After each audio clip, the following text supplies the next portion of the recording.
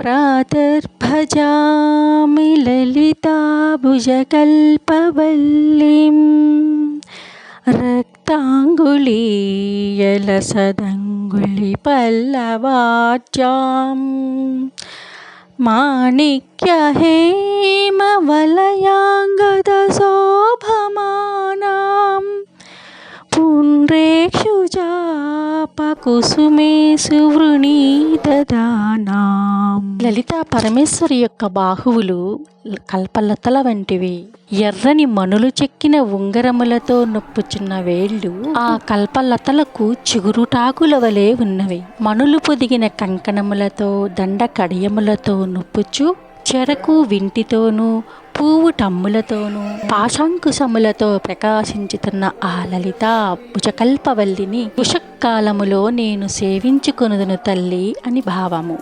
ప్రాతన్నమామి Lalitha చరణారవిందం భక్తేష్టదాన నిరతం భవసింధుపోతం